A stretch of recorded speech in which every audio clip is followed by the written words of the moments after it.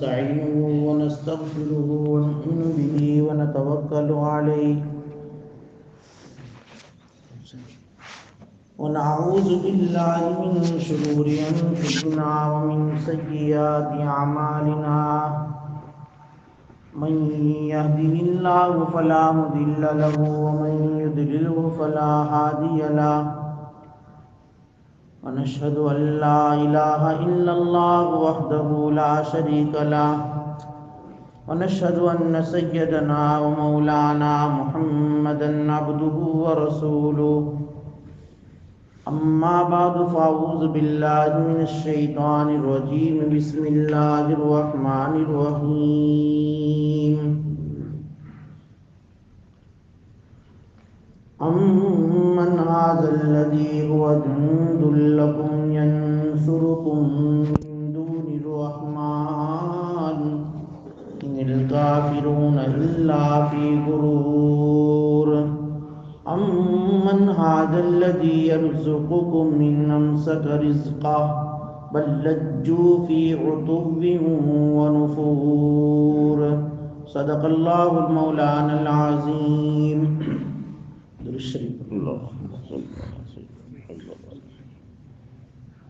واجب الاحترام بزرگوں، اللہ تعالیٰ اپنی قدرت کاملہ کو بیان کر رہے ہیں. اس سے پہلے والی آیت مبارکہ گزشتہ اتوار کو ہم نے سنی. اللہ تعالیٰ نے دعوت فکر دیتے ہوئے یہ خطاب کیا تھا کہ کیا اولم یرو، انہوں نے دیکھا نہیں، لطیر پرندوں کو جو ان کے اوپر اپنے پیروں کو پھیلاتے ہوئے بھی اڑ رہے ہیں اور اپنے پروں کو جو ہے سکر کر بھی بند کر کے بھی اڑ رہے ہیں. پرندہ جب اڑتا ہے تو اپنے پروں کو پھیلاتا بھی ہے، اپنے پروں کو سکرتا بھی ہے. ما یمسکہن الا الرحمن، سوائے رحمان کے ان کو کوئی نہیں روکتا، نہیں تھامتا. چاہے وہ پروں کو پھیلائے ہوئے ہو یا پروں کو سکڑے ہوئے ہو، ہواؤں کے ڈوز پر اور آسمان اور زمین کے درمیان میں پرندوں کو روکنے والی، تھامنے والی، اس کو جو ہے معلق رکھنے والی اگر کوئی ذات ہے تو وہ رحمان کی ذات ہے. انہ بکل شیء بصیر، بے شک اللہ ہر چیز کو دیکھنے والا ہے.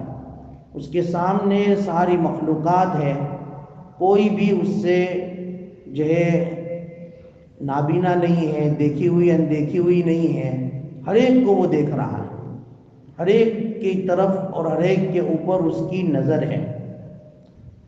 آگے اللہ سبحانہ و تعالیٰ ایک دعوت فکر دے کر ایک سوال قائم کرتے ہیں کہ امن ھذا الذی ھو جند لکم ینصرکم من دون الرحمن. اگر اللہ تمہاری گرفت کر لے، تمہاری پکڑ کر لے، تو تمہارے پاس ایسا کوئی لشکر ہے، ایسی کوئی جماعت ہے. جند لکم، جندن کے معنی ہوتے جماعت کے، لشکر کے. اگر اللہ تمہاری گرفت کرے، تمہاری پکڑ کرے، تو کیا تمہارے پاس کوئی لشکر ہے جو تمہیں اللہ کی گرفت سے سوائے رحمان کے کوئی بچا سکے؟ اللہ جب پکڑنے پر آتے ہیں، دنیا کی کوئی طاقت اسے نہیں چھڑا سکتی. یہ ہمارا عقیدہ ہے. اللہ دیکھ دیتے ہیں ہر ایک کو، جو گنہگار ہوتا ہے، نافرمان ہوتا ہے، اس کو پکڑتے نہیں ہیں. لیکن جب پکڑتے ہیں تو پھر اس کی پکڑ اتنی سخت ہوتی ہے کہ دنیا کی کوئی طاقت اس کو اللہ کی گرفت سے نہیں چھڑا سکتی. امن ھذا الذی ھو جند لکم ینصرکم من دون الرحمن. اگر اللہ تمہاری گرفت کرے، تمہارے پاس کوئی لشکر ہے جو رحمان کے سوا تمہاری مدد کر سکے، تمہاری حفاظت کر سکے؟ نہیں کر سکتے. یہ اللہ تبارک و تعالیٰ ان لوگوں کو کہہ رہے ہیں جو اللہ کے علاوہ کو اپنا معبود گردانتے ہیں، مانتے ہیں. اللہ تعالیٰ ان کو دعوت فکر دیتے ہوئے یہ فرماتے ہیں کہ تم نے جس کو اپنا مقتدا، اپنا برا، اپنا معبود مانا ہے، سمجھا ہے، اگر تمہارے اوپر کوئی مصیبت آ جائے، پریشانی آ جائے، تو تمہارے وہ معبود جس کو تم اپنا معبود سمجھتے ہو، اپنا ہر جگہ اور حاجت روا مشکل کشا سمجھتے ہو، کیا وہ تمہاری ہیلپ کر سکتا ہے؟ کیا تمہاری مدد کر سکتا ہے؟ کیا تمہیں اپنی اس مصیبت سے تمہیں نجات اور چھٹکارا دلا سکتا ہے کہ نہیں دلا سکتا؟ اذ الکافرون الا فی غرور، کافری لوگ جو ہے وہ دھوکے میں پڑے ہوئے ہیں، ان کو یہ دھوکہ لگا ہوا ہے، وہ اللہ کے علاوہ کو اپنا معبود مان کر ایک دھوکے میں پڑے ہوئے ہیں، حالانکہ اللہ تبارک و تعالیٰ کے سوا اور کوئی بھی معبود ایسا نہیں اور کوئی بھی طاقت ایسی نہیں جو اس کو بچا سکے۔ یہ دعوت فکر دی اللہ نے اور توحید کو سمجھایا ہے۔ آگے اور یہ سمجھا رہے کہ امن ھذا الذی یرزقکم ان امسک رزقہ، اگر اللہ تبارک و تعالیٰ ان کی روزی کو روک لے، ان کے رزق کو روک لے، تو ہے کوئی دنیا کی کوئی طاقت جو انہیں رزق پہنچا سکے، انہیں روزی دے سکے؟ امن ھذا الذی یرزقکم ان امسک رزقہ، اگر اللہ ان کی روزی کو روک لے تو ہے کوئی طاقت جو ان کو روزی دے سکے؟ ہم تمام کا یہ عقیدہ ہے کہ رزاق کون ہے بھائی؟ ان اللہ هو الرزاق ذو القوۃ المتین، روزی اللہ دیتے ہیں، اس کے علاوہ کوئی نہیں دیتا، یہ ہمارا عقیدہ ہے اور یہ عقیدہ ہونا بھی چاہیے۔ قرآن کریم میں بھی ہے کہ وما من دابۃ فی الارض الا علی اللہ رزقها، زمین میں جتنے بھی جاندار جو ہے چل رہے ہیں، چاہے انسان ہو، جنات ہو، چرند ہو، پرند ہو، حیوانات ہو، ان تمام کو روزی کون دیتا ہے؟ اللہ۔ اور وہ بھی اللہ کا لفظ استعمال کیا ہے۔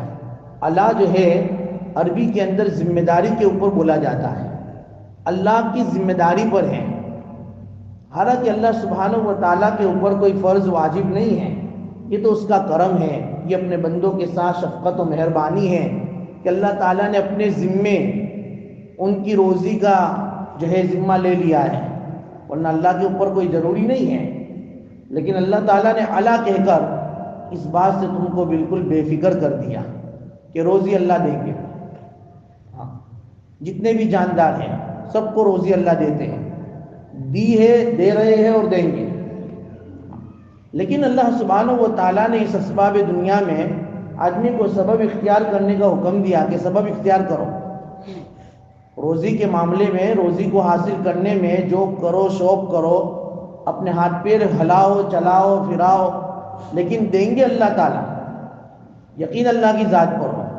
آدمی اسباب اختیار ضرور کرے لیکن نظر مسبب الاسباب پر ہو۔ یہ ایمان والے کا اور کافروں کا فرق ہوتا ہے کہ کافروں کی نظر اسباب پر ہوتی ہے، ایمان والوں کی نظر مسبب الاسباب پر ہوتی ہے۔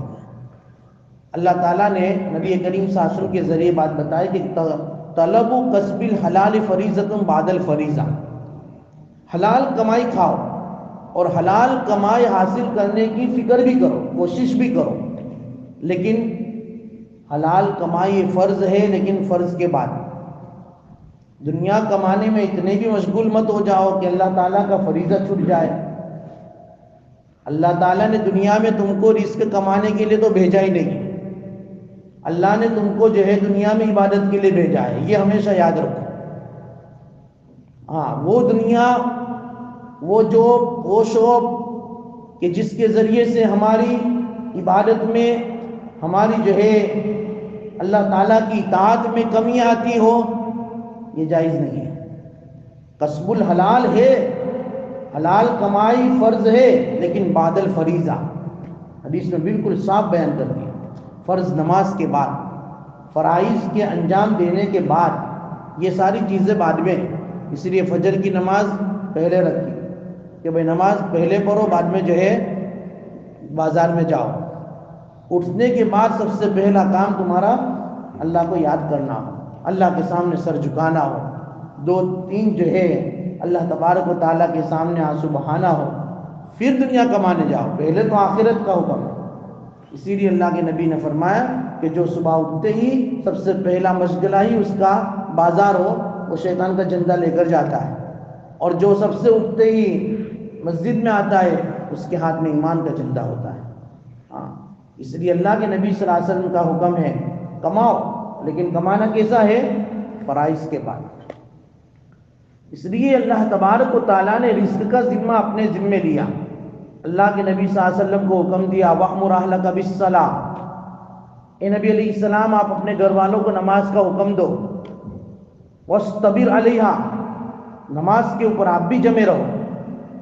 نماز اہتمام سے پڑھنی ہے، جماعت سے پڑھنی ہے، پنچ وقتہ پڑھنی ہے، یہ نہیں کہ کبھی پڑھ لی کبھی نہیں پڑھی، یا 5 وقت میں سے 2 وقت کی پڑھی 3 وقت کی نہیں پڑھی، 3 وقت کی پڑھی 2 کی نہیں پڑھی، 2 کی جماعت سے پڑھی 1 کی تنہا پڑھ لی، 2 کی جو ہے مسجد میں پڑھی 1 کی جو ہے اپنے گھر پڑھ لی، دکان پہ پڑھ لی۔ جماعت سے پڑھو، پابندی سے پڑھو، وَاسْتَبِرْ عَلَيْهَا۔ پھر آگے کیا کہا اللہ نے؟ لَا نَسْأَلُكَ رِزْقًا، ہم آپ سے روزی کموانا چاہتے ہی نہیں، روزی کا ہم آپ سے جو ہے سوال نہیں کرتے، نحن نرزقک، روزی ہم دیں گے آپ کو، روزی تو ہم دیں گے آپ کو، روزی کمانے کا ہم حکم نہیں دیتے ہیں، ہاں نماز کا حکم دیتے ہیں کہ نماز پڑھو، روزی ہم دیں گے، روزی تو بقدر جو ہے مقدر ہے، اللہ سبحانہ و تعالیٰ نے ہر ایک کے لیے لکھ دی ہے، لکھ دی ہے کہ نہیں؟ عبداللہ ابن مسعود رضی اللہ عنہ کی طویل حدیث بخاری شریف میں موجود ہے کہ انسان جو ہے نا، انسان کی جو پیدائش ہے اس کے 7 دور ہیں۔ اس کے پیدائش کے پہلے انسان کے اوپر 7 حالات آتے ہیں۔ قرآن کریم میں بھی ہے کہ وَلَقَدْ خَلَقْنَا الْإِنسَانَ مِنْ سُلَالَةٍ مِنْ طِينٍ ثُمَّ جَعَلْنَا النُّطْفَةَ عَلَقَةً فَخَلَقْنَا الْعَلَقَةَ مُضْغَةً فَخَلَقْنَا الْمُضْغَةَ عِظَامًا فَكَسَوْنَا الْعِظَامَ لَحْمًا ثُمَّ أَنشَأْنَاهُ خَلْقًا آخَرَ فَتَبَارَكَ اللَّهُ أَحْسَنُ الْخَالِقِينَ۔ قرآن کریم میں اللہ سبحانہ و تعالیٰ نے کہا کہ دیکھو انسان کی سب سے پہلی کیفیت کیا تھی کہ سلالۃ من طین، پہلے مٹی تھا، پہلے کیا تھا؟ سلالۃ من طین، پہلے مٹی، پھر مٹی کے بعد تو کہ پھر علقہ، پھر علقہ کے بعد تو کہ مدغہ، علقہ کہتے ہیں جمے ہوئے خون کو، مدغہ کہتے ہیں گوشت کی بوٹی کو۔ دیکھو 3 دور آئے، پہلے تو مٹی تھا، مٹی میں ہوا کے ذرات تھے، پھر اس سے غذا پیدا ہوئی، انسان کے پیٹ میں گئی، اور پھر اس سے نطفہ پیدا ہوا، اور جب نطفہ پیدا ہوا، نطفہ اس کی ماں کے پیٹ میں گیا، اب وہ ماں کے پیٹ میں گیا تو اس نطفے سے علقہ بنا، خون بستا، تیسرا دور۔ چوتھا دور پھر جو ہے 40 دن کے بعد مدغہ بنا، گوشت کی بوٹی، پھر فَخَلَقْنَا الْمُضْغَةَ عِظَامًا، پھر اس گوشت کی بوٹی پر ہڈی چڑھی، فَخَلَقْنَا الْعِظَامَ لَحْمًا، پھر اس ہڈی کے اوپر گوشت چڑھا۔ ہر 40 دن کے بعد تغیر، اور تغیر ہونے کے بعد ثُمَّ أَنشَأْنَاهُ خَلْقًا آخَرَ، پھر اعضائے انسانی، اعضائے بدن تکمیل اور مکمل ہوا، اور جب مکمل ہوا، مکمل ہونے کے بعد پھر روح پھونکی گئی جبرائیل علیہ السلام کے ذریعے، اس ماں کے پیٹ میں روح پھونکی جاتی ہے، اور جب روح پھونکی گئی، عبداللہ ابن مسعود رضی اللہ عنہ کہتے ہیں ثُمَّ أَنشَأْنَاهُ خَلْقًا آخَرَ، ایک عجیب و غریب قسم کا ایک انسان بن گیا، اور پھر اللہ سبحانہ و تعالیٰ کی طرف سے اس کے اوپر 4 جو ہے فرشتے اللہ تبارک و تعالیٰ سے پوچھتے ہیں، جب نطفہ منی ماں کے پیٹ میں جاتی ہے، عورت کے رحم میں جاتی ہے، اسی وقت فرشتہ اللہ تعالیٰ سے پوچھتا ہے کہ اللہ اس منی کو برقرار رکھنا ہے کہ اس کو ہٹا دینا ہے، نطفہ۔ اسی لیے حضرت مولانا عمر صاحب پالن پوری رحمۃ اللہ رحمتاً واسعہ اپنے بیانوں میں فرمایا کرتے تھے کہ دیکھو منی آدمی اپنی بیوی کے رحم میں ٹپکا دیتا ہے، اس کے بعد کا جو ہے سارا تخلیق اور قدرت اللہ تعالیٰ کی ہوتی ہے، اس کے بعد کی قدرت، یہ نہیں کہ بھئی انسان کے بس میں ہے بچے کو پیدا کرنا، نہیں، اگر ہوتا تو منی ڈال کر منمانی کر لیتا، لیکن منی سے منمانی نہیں ہوتی ہے، وہ تو جو ہے اللہ تبارک و تعالیٰ کا حکم ہوتا ہے کہ اس کو برقرار رکھو، تب جا کر نطفہ اس کے ماں کے رحم میں جو ہے قرار پاتا ہے۔ پھر جب انسان کا اعضا مکمل ہو جاتے ہیں 4 مہینے کے اندر، اس کے بعد فرشتہ اللہ سبحانہ و تعالیٰ سے پوچھتا ہے، اللہ تبارک و تعالیٰ کی طرف سے 4 جو ہے باتیں اس کے لیے مقدر ہو جاتی ہیں۔ پہلی بات یہ کہ وہ کون سا عمل کرے گا، یعنی سعید ام شقی، بدبخت بنے گا کہ نیک بخت بنے گا، نیک عمل کرے گا کہ برے عمل کرے گا، اسی وقت سے لکھ دیا جاتا ہے۔ دوسری بات، اس کی عمر کتنی ہوگی، کتنے مہینے کا، کتنے سال کا، کتنے دنوں کا، اس کی کتنی سانسیں ہوگی، سب لکھا جاتا ہے۔ تیسری بات، اس کی عمر کب ختم ہوگی، اس کی عمر کب ختم ہوگی، وہ کب مرنے والا ہے، کہاں مرنے والا ہے، وہ بھی لکھ دیا جاتا ہے۔ اور چوتھی بات، اس کا رزق لکھ دیا جاتا ہے کہ دنیا میں آنے کے بعد اس کا رزق کتنا ہے، وہ بھی لکھ دیا جاتا ہے۔ تو دیکھو، ابھی تو ماں کے پیٹ سے بچہ آتا نہیں، اس سے پہلے اس کے رزق کو لکھ دیا جاتا ہے۔ اب آدمی کو اللہ تبارک و تعالیٰ کی طرف سے حلال کمائی کا حکم ہے کہ حلال کمائی کھاؤ، اور رزق تو اللہ دینے والے ہیں، وہ تو مقدر میں لکھ ہی دیا ہے، وہ تو ملنا ہی ملنا ہے، وہ نہ ملے ایسا ہوگا ہی نہیں۔ اسی لیے نبی کریم صلی اللہ علیہ وسلم فرماتے تھے کہ جبرائیل بار بار میرے دل میں یہ بات ڈالتے تھے، بار بار، الا وَإِنَّ نَفْسًا لَن تَمُوتَ حَتَّى تَسْتَكْمِلَ رِزْقَهَا، سنو، ہر انسان کہ انسان کی اس کا رزق جو ہے جب تک مکمل نہیں ہوگا وہاں تک اس کو موت نہیں آئے۔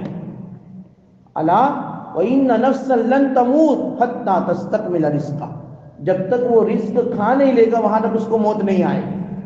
اس لیے کہا فاتقوا اللہ، اللہ سے ڈرو، وَأَجْمِلُوا فِي الطَّلَبِ، وَأَجْمِلُوا فِي الطَّلَبِ کا معنی دنیا اور مال اور رزق کو حاصل کرنے میں راستہ اچھا اختیار کرو، حرام والا راستہ اختیار مت کرو۔ رزق تو تمہارا مقدر میں ہے، وہی آئے گا، اب اختیار تمہارے ہے کہ بھئی تم حلال راستہ اختیار کرتے ہو کہ حرام راستہ۔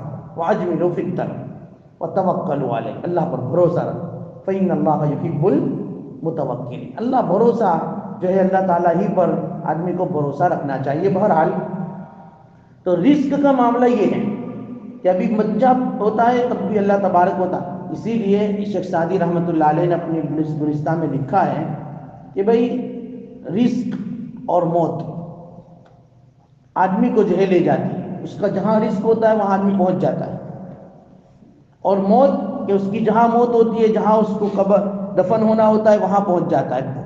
پہنچی وہیں پہ خاک جہاں کا خمیر تھا، حدیث میں پہنچی وہیں پہ خاک جہاں کا خمیر تھا۔ تو موت اور رزق ایک ایسی چیز ہے کہ وہ پہنچ ہی جاتا ہے۔ اسی لیے ایک مرتبہ اللہ کے نبی صلی اللہ علیہ وسلم نے کھجور لی، اٹھائی، رأى تمرة غامرة، ایک کھجور لی، دیکھی، اور ایسے میں ایک سائل آ گیا، فقیر آ گیا، اور اس نے جو ہے ان کو دے دی۔ اللہ کے نبی صلی اللہ علیہ وسلم نے کھجور سائل کو دے دی۔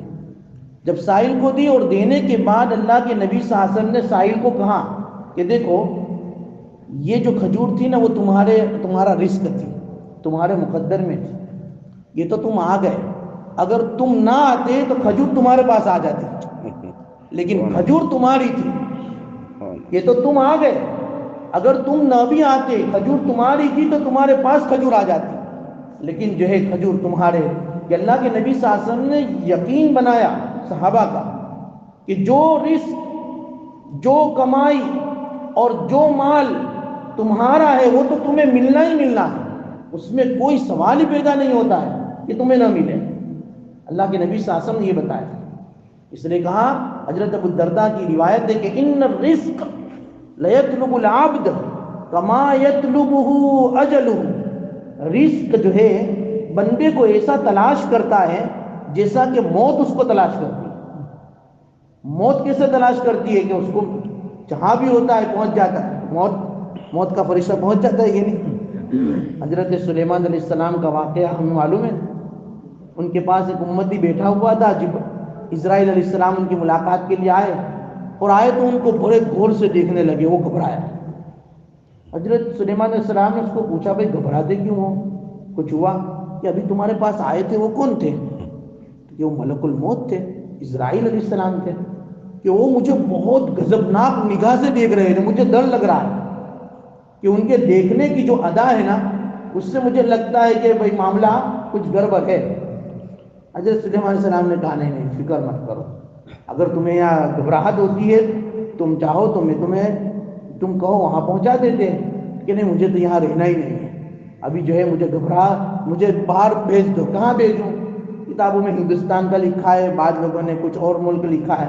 ہندوستان مجھے بھیج دو، ہندوستان کے فلاں شہر میں یا فلاں گاؤں میں فلاں دیہات میں بھیج دو. اللہ تعالیٰ نے حضرت سلیمان علیہ السلام کو تو ہواؤں پر حکومت دی تھی. ہوا کو حکم دیا کہ جاؤ بھائی، اس کو جہاں جانا ہو وہاں لے جاؤ. ہندوستان کے کسی دیہات اور ملک میں وہ تو پہنچ گئے. دوسرے دن جب حضرت سلیمان علیہ السلام کی ملاقات حضرت اسرائیل سے ہوئی تو ان کو صرف باتوں باتوں میں ایسا پوچھا بھائی کہ کل وہ ہمارے امتی کو آپ بڑے غضب کی نگاہ سے دیکھ رہے تھے، معاملہ کچھ گڑبڑ تو نہیں تھا کہ آپ اس کی روح قبض کرنے کے لیے تو نہیں آئے تھے؟ لیکن نہیں، روح قبض کرنے کے لیے تو نہیں آیا تھا، لیکن اس کو دیکھ کر تعجب ہوتا تھا کہ اس کی فہرست میں میرا نام، اس کا نام میری فہرست میں آ چکا تھا. لیکن یہ معاملہ اس لیے میں اس کو تعجب سے دیکھ رہا تھا کہ اس کو مجھے روح تو قبض کرنی ہے، کل کرنی ہے یا کچھ مدت کے بعد کرنی ہے، لیکن فلاں ملک میں کرنی ہے اور یہ یہاں بیٹھا ہے. اس لیے میں اس کو تعجب سے دیکھ رہا تھا کہ وہی ہے نا جو صورت، جو فوٹو مجھے اللہ کی طرف سے دے دیا گیا ہے اور جو نام دے دیا گیا ہے وہ یہی تو ہے نا. اس لیے اس کو برابر دیکھ رہا ہے. اس کو تو مجھے وہاں روح قبض کرنی تھی اور یہ تو یہاں بیٹھا ہے. لیکن پھر میں نے اس کی طرف توجہ نہیں دی، اب سے جو کام تھا وہ نمٹا کر چلا گیا. اور پھر جو ہے میں کل جب وہاں پہنچا جہاں مجھے حکم تھا کہ وہاں پہنچ کر اس کی روح قبض کرنی ہے، تو جب میں ہندوستان پہنچا تو وہ حضرت وہیں بیٹھے ہوئے تھے، تو میں نے اس کی روح قبض کر لی. تو موت جہاں بھی ہوتی ہے پہنچ جاتی ہے. رزق بھی ایسا ہی ہے، رزق جہاں بھی ہوتا ہے آدمی پہنچ جاتا ہے، اس کو وہم و گمان بھی نہیں ہوتا کہ یہاں آ گیا میرا رزق. ہندوستان سے وینڈا اور وینڈا سے پھر سسلا مانی، کوئی مالا مولے لینے، کوئی اور زندگی میں کبھی نام بھی نہیں سنے ہوں گے ایسے گاؤں اور دیہاتوں کے ہیں بھائی. لیکن رزق جہاں تھا اللہ نے وہاں پہنچا دیا.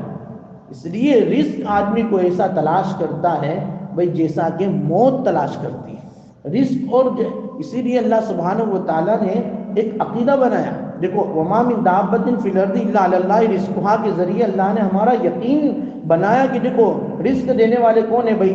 اللہ. اللہ رزقها. اور یہ ذمہ داری لے کر اللہ تعالیٰ نے پھر ایسا ہی نہیں چھوڑ دیا.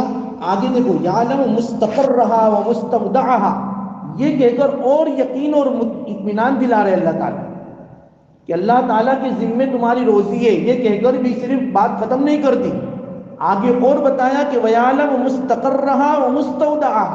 اللہ وہ ذات ہے جو کیا کرتے ہیں تمہارے زیادہ دن رہنے کی جگہ کو بھی جانتے ہیں اور تھوڑے دن رہنے کی جگہ کو بھی جانتے ہیں. یعنی تم زیادہ دن جہاں رہو گے وہاں بھی اللہ رزق کو پہنچائے گا اور تھوڑے دن جہاں رہو گے وہاں بھی اللہ رزق کو پہنچائے گا. مثال کے طور پر آدمی جب ماں کے پیٹ میں آتا ہے رحم میں اور علقہ مدغہ اور جو ہے اس تمام حالات سے گزر کر ایک انسانی شکل اختیار کرتا ہے، وہاں سے اس کا رزق شروع ہو جاتا ہے کہ نہیں؟ حالانکہ ماں کے پیٹ میں آدمی کی جو مدت ہے وہ کتنی ہے؟ 9 مہینے، 8 مہینے، بہت 10 مہینے. تو یہ جو ہے مختصر مدت ہوئی، اس کو مستودع کہتے ہیں. مستودع مختصر مدت. اس کے بعد جب دنیا کے پیٹ میں آئے گا تو ماں کے پیٹ کے مقابلے میں دنیا کے پیٹ میں آدمی زیادہ رہے گا، تو اس کو مستقر کہتے ہیں. تو اللہ تبارک و تعالیٰ فرماتے یعلم مستقرها ومستودعها. تمہارے زیادہ دیر رہنے کی جگہ کو بھی اللہ جانتے ہیں، تم کہاں کتنے دن کتنے مہینے کتنے سال رہو گے اللہ جانتے ہیں. تو اس اعتبار سے دنیا کا پیٹ مستقر ہوا. پھر آگے چلے تو دنیا میں بھی آدمی کو تو ہمیشہ نہیں رہنا ہے، مرنے کے بعد قبر میں جانا ہے. تو اب دنیا کا پیٹ اس کے لیے مستودع ہو گیا کیونکہ دنیا میں رہنا کی مدت کم ہے بالمقابل قبر میں رہنے کے. تو قبر میں جو رہنے کی مدت ہے اس کو مستقر کہا اور دنیا کے اندر جو ہے مختصر ہے اس کو مستودع کہا. اچھا قبر میں جانے کے بعد بھی وہاں بھی جو ہے رہنا ہمیشہ نہیں ہے، وہ بھی ایک مدت ہے قیامت تک کی، تو اس کو مستودع کہا. اور اس کے بعد جو ہے حشر میں جب آدمی پہنچے گا اس کو مستقر کہا. یہ مختلف تفسیر علماء نے لکھی ہے. بہرحال سمجھانا اللہ یہ چاہتے ہیں اللہ کے ذمے تمہارا رزق ہے، تم جہاں بھی رہو گے جتنی مدت بھی رہو گے، ماں کے پیٹ میں رہو گے تب بھی، دنیا کے پیٹ میں رہو گے تب بھی، قبر کے پیٹ میں رہو گے تب بھی، حشر کے پیٹ میں رہو گے تب بھی روزی کون دے گا؟ اللہ دے گا۔ یعلم مستقرها ومستودعها کل فی کتاب مبین۔ ہر ایک کی روزی اللہ تعالیٰ نے کتاب مبین میں لکھ دی ہے، وہ تو جو ہے طے شدہ ہے۔ میں نے کہا نا عبداللہ بن مسعود کی روایت میں، بخاری کی روایت ہے، ماں کے پیٹ میں ہوتا ہے بچہ، 4 چیزیں ہیں: کب مرے گا، اس کی کتنی عمر ہوگی، اور جو ہے وہ عمل کتنے کرے گا، اور اس کا رزق کتنا ہوگا۔ یہ اللہ سبحانہ و تعالیٰ اسی وقت سے لکھ دیتے ہیں۔ اللہ اس کا ہمیں یقین عطا فرمائے۔ اس آیت میں یہی فرماتے ہیں، ہے کوئی جو اللہ اگر اس کی روزی روک لے، اس کو کوئی روزی دے، ایسا کوئی دیوتا، ایسا کوئی معبود ہے نہیں، اللہ روزی دینے والے۔ اللہ سبحانہ و تعالیٰ نے روزی دی ہے، ہاں ہر ایک کو دی ہے۔ اس لیے حضرت حضرت موسیٰ علیہ السلام جب کوہ طور پر گئے، کوہ طور پر جانے کے بعد اللہ سبحانہ و تعالیٰ نے ان کو کہا کہ بھئی نبوت ملی۔ نبوت ملنے کے بعد اللہ نے کہا کہ جاؤ فرعون کے پاس، آپ کو دعوت دینے کے لیے جانا ہے۔ تو حضرت موسیٰ علیہ السلام کے دل میں خیال آیا، صرف خیال۔ خیال کیا تھا؟ ابھی بیوی پریگننٹ ہے، حاملہ ہے، میں فرعون کے پاس جاؤں گا، میری بیوی کا خیال، ان کو روزی، ان کا رزق، یہ سارے مسائل ہیں۔ خیال آیا، اور اللہ تعالیٰ تو بھئی علیم بذات الصدور ہے، دلوں میں پیدا ہونے والے خیالات کو بھی جانتے ہیں۔ فوراً اللہ سبحانہ و تعالیٰ نے حضرت موسیٰ علیہ السلام کو کہا کہ بھئی یہ فلاں جو پتھر ہے، اپنی لاٹھی پتھر پر مارو، پتھر پر مارو۔ ایک مرتبہ ماری، تھوڑا پتھر جو ہے شک ہوا، دوسری مرتبہ ماری اور شک ہوا، تیسری مرتبہ ماری تو پتھر 2 ٹکڑے۔ اب جیسے ہی پتھر کے 2 ٹکڑے ہوئے، اس میں سے ایک کیڑا نکلا، جس کے ہاتھ میں یا جس کے منہ میں ہرا پٹا تھا، ہرا پٹا۔ تفسیر روح المعانی میں وما من دابۃ فی الارض الا علی اللہ رزقها کی تفسیر میں علامہ آلوسی رحمۃ اللہ علیہ نے یہ واقعہ نقل کیا ہے۔ حضرت موسیٰ علیہ السلام کی تربیت کر رہے اللہ تعالیٰ، ابھی تو خیال آیا تھا، اور یہ پتھر کے اندر سے کیڑا نکلا۔ ان کے دل میں بیوی کا بھی خیال تھا، اور ایک روایت میں یہ بھی ہے کہ ان کے دل میں یہ بھی خیال تھا کہ اللہ تعالیٰ تمام مخلوق کو روزی کیسے دیتے، یہ خیال بھی تھا۔ اللہ کو دکھانا تھا کہ دیکھو 3 پتھروں کے اس جو ہے گہرائی میں چھپے ہوئے کیڑے کو بھی ہم جو ہے رزق دے سکتے، وہ بھی فریش ہرا پتا تھا، ہرا، خشک نہیں، ہرا پتا اس کو دیتے ہیں، تو پھر تمہاری بیوی کو ہم نہیں دے سکتے، پوری دنیا میں بسنے والے انسانوں کو ہم رزق نہیں دے سکتے۔ وہ ہرا پتا جو ہے نا وہ کیڑا کھا رہا تھا، اور آگے تو یہ لکھا ہے کہ کیڑا پتا تو کھا رہا تھا، کھاتے کھاتے اللہ کی تسبیح بھی بیان کر رہا تھا۔ حضرت موسیٰ علیہ السلام نے غور سے دیکھا، سنا، تو کیڑا کہہ رہا تھا سبحان من رعانی، اللہ کی ذات، وہ ذات بہت پاک ہے جو مجھے دیکھ رہی ہے۔ کہاں دیکھ رہی ہے؟ پتھروں کے اندر، بالکل پتھر کے بیچ میں، گہرائی میں، اور چھپے ہوئے کیڑے کو دیکھ رہی ہے۔ سبحان من رعانی، پاک ہے وہ ذات کہ جس نے مجھے دیکھا، پاک ہے وہ ذات جس نے مجھے دیکھا۔ وَيَسْمَعُ كَلَامِي، جو مجھے دیکھتا بھی ہے، میری بات کو سنتا بھی ہے۔ وَيَعْرِفُ مَكَانِي، اور میری جگہ کو بھی پہچانتا ہے کہ ہاں میں یہاں ہوں، اور وَيَعْرِفُ مَكَانِي، میری جگہ کو جانتا ہے۔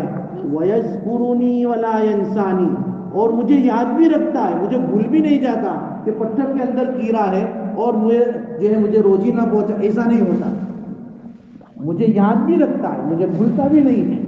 سبحان من رعانی وَيَسْمَعُ كَلَامِي وَيَعْرِفُ مَكَانِي وَيَذْكُرُنِي وَلَا يَنْسَانِي، مجھے یاد رکھتا ہے، مجھے بھولتا بھی نہیں۔ رزق اللہ ایسے پہنچاتے ہیں۔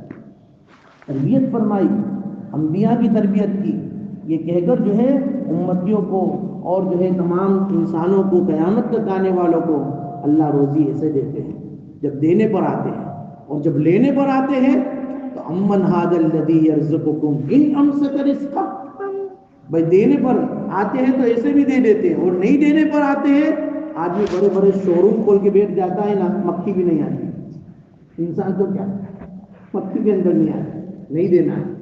اللہ جب نہیں دینے کے فیصلے کرتے ہیں، اب دنیا کے اسباب بھی جو ہے اس کے لیے بالکل بیکار شمار ہوتے ہیں، اور جب دینے پر آتے ہیں آدمی کے پاس شو روم نہیں، دکان نہیں، پٹھاری پر بیٹھتا ہے اور لاکھوں کما لیتا ہے۔ یہ اللہ کا عجیب و غریب نظام ہے۔ اللہ تعالیٰ مجھے آپ کو اس کی صحیح سمجھ دے، اور جو ہے اللہ کی ذات پر یقین اللہ تعالیٰ عطا فرمائے۔ اسی لیے اللہ تبارک و تعالیٰ بطور سوال کے ایک ذہن بنا رہے کہ بھلا ہے کوئی ایسی ذات دنیا میں کہ اگر اللہ اس کے روزی کو روک لے تو اس کو کوئی روزی دے سکے؟ ان امسک رزقا بل لجوا فی عتو ونفور، بلکہ وہ اصرار کر رہے ہیں، اور بلکہ وہ سرکشی اور بدعتنے کے اندر برابر پڑے ہوئے ہیں، اور شرک کرتے جا رہے ہیں، اللہ کی نافرمانی کرتے جا رہے ہیں، حالانکہ روزی اللہ دے رہے ہیں۔ اس لیے اللہ تعالیٰ رزق دے رہے ہیں، مال دے رہے ہیں، اور پھر اگر ہم اللہ کی نافرمانی کرتے ہیں، یہ اللہ سبحانہ و تعالیٰ کی بڑی ناشکری ہے، ناقدری ہے۔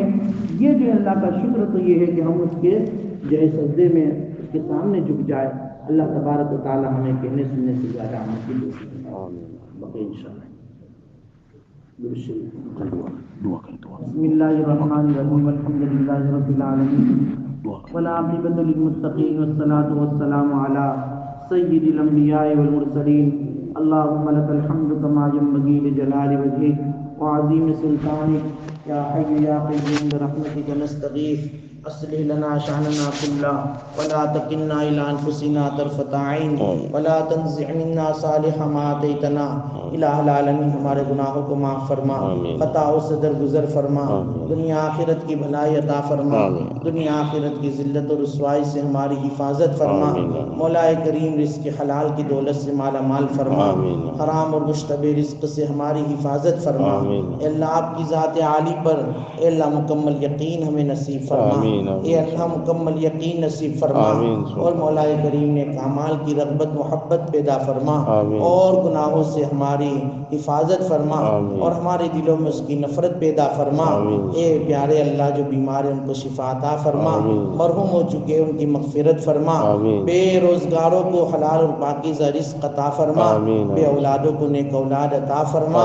اے پیارے اللہ، اے پیارے اللہ، نبی کریم صلی اللہ علیہ وسلم نے، صحابہ نے، تابعین نے، تبع تابعین نے، اولیاء اعظام نے، تیرے نیک بندے بندیوں نے، اے اللہ حجاج کرام نے جتنی بھی خیر اور بھلائی کی دعائیں آج تک مانگی ہے، اے اللہ وہ ساری خیر و بھلائیاں ہمیں امت کے ایک ایک فرد کو عطا فرما، اور جتنی بھی شرور و فتن سے پناہیں چاہیے ہیں ان سے ہمیں اور پوری امت کو پناہ عطا فرما۔ اللہم ربنا تقبل منا انک انت السمیع العلیم وتب علینا انک انت التواب الرحیم۔ صلی اللہ تعالی علی خیر خلقہ محمد وآلہ وصحبہ اجمعین۔